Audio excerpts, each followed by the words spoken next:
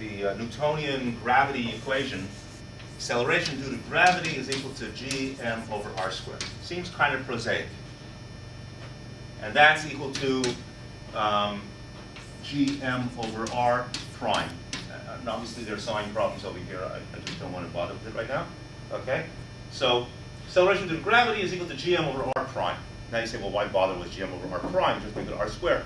But this formula, okay, I'll take out the intermediate stage, tells us a lot.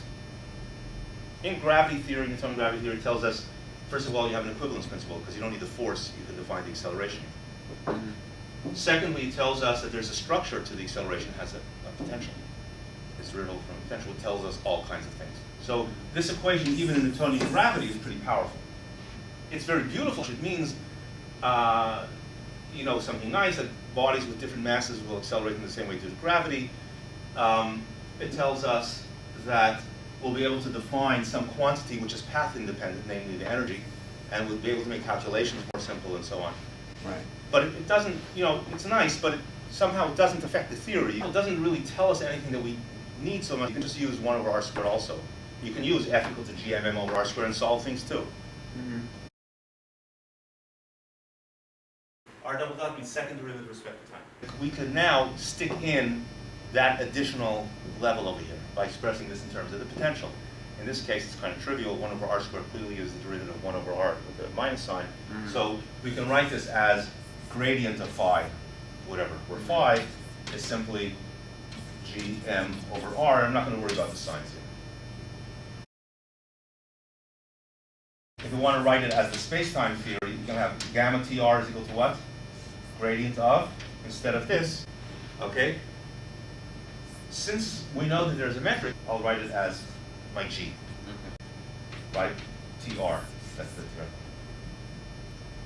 Or just pull it to the other side, same thing, and I can write it as plus or minus or whatever, again, depending on the side, signs over here, I put a minus sign over here.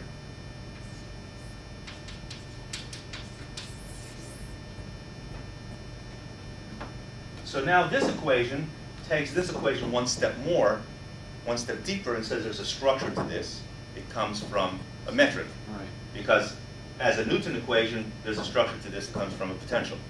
Mm-hmm. So this, the gradient of g, it's like g prime. It's something like a g prime. A is phi prime or gamma is phi prime.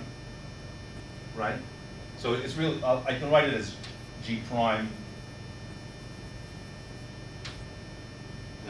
All right? And that's what we saw before, that our spatial connections were basically a derivative over the same thing, but the point was the derivative, right? So this equation, in other words, is the one that tells us how the connection of spacetime relates to the metric of spacetime. And it relates in the expected way.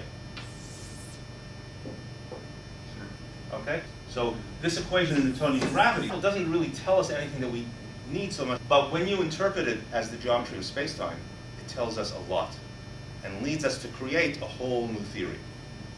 All right? We see this is a connection, a spacetime connection. And it's a spacetime connection that's derivable from a metric. That's what this equation tells us. So the equivalent is this. And this tells us, like, most of Einstein's theory. Okay. Okay?